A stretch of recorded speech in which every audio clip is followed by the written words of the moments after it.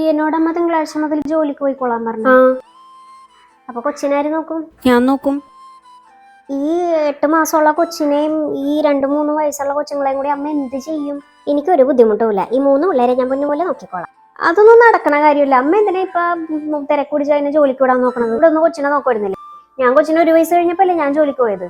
അതുപോലെ തന്നെ അങ്ങോട്ട് മതിയായിരുന്നല്ലോ. അതിനിപ്പോ എന്താണ്, ജോലിക്ക് പോട്ടെ. എല്ലാരും കൂടി പെരക്കാത്ത കയറി ഇരുന്നിട്ട് എന്തിനാണ്? എനിക്ക് പ്രശ്നമൊന്നും ഉണ്ടായിട്ടല്ല, അമ്മക്ക് ബുദ്ധിമുട്ടാവൂല എന്ന് വിചാരിച്ചിട്ടാണ്. എനിക്ക് ഒരു ബുദ്ധിമുട്ടുമില്ല. പിള്ളേരെ നോക്കണേൽ എനിക്ക് സന്തോഷമുള്ളൂ. ഞാൻ വെറുതെ ഇവിടെ ഈ ചോത്തിരിക്കണല്ലേ. ഈ പിള്ളേരെ നോക്കണ നേരത്തെ നിങ്ങൾ ജോലിക്ക് പോയിട്ടും നിങ്ങൾക്ക് നല്ലൊരു ഭാവി ഉണ്ടാവൂലേ.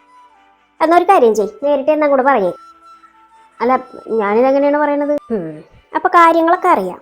എന്റെ പൊന്നു മോളെ, എനിക്ക് നിങ്ങൾ രണ്ടുപേരും ഒരുപോലെയാണ്. ഒരാളോട് ഇഷ്ടം കൂടുതലും ഒരാളോട് ഇഷ്ടം കുറവുമില്ല. രണ്ടുപേരും എനിക്ക് ഒരുപോലെയാണ്. ഈ പിള്ളേരെ നോക്കണേൽ എനിക്ക് സന്തോഷമേ ഉള്ളൂ. പിന്നെ എനിക്ക് പറ്റാണ്ടാവുമ്പോ ഞാൻ നിങ്ങളെ അറിയിച്ചേക്കാം. അതുവരെ ഞാൻ നോക്കിക്കോളാം. അതോർത്ത് ആരും വിഷമിക്കണ്ട കേട്ടാ.